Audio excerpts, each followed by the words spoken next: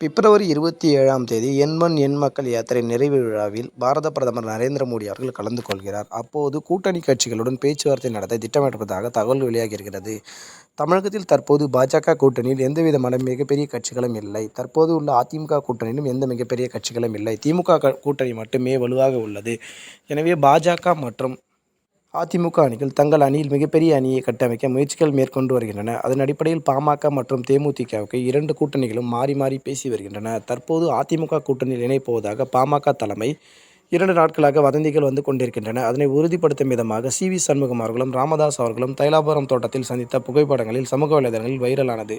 ஆனால் தற்போது திருப்பூரில் நடக்கும் எண் மண் எண் மக்கள் யாத்திரை நிறைவு விழாவில் கலந்து கொள்ள பிரதமர் அவர்கள் வரும்போது அங்கு ராமதாஸ் அவர்கள் பிரதமரை சந்திக்க நேரம் கேட்டிருப்பதாக தகவல்கள் ஒன்று சமூக வலைதளங்களில் உலா வருகின்றன. எனவே பாமக, தேமுதிக மற்றும் பாஜக ஒரு அணியில் இணைவதற்கான வாய்ப்புகள் அதிகம் இருப்பதாகவும் பாஜக ஆதரவாளர்கள் தங்கள் கருத்துக்களை பதிவிட்டு வருகின்றனர். இருந்தபோதிலும் இது உறுதியான தகவல் இல்லை என்பதால் பாமக தரப்பும் இதை மறுத்துள்ளது.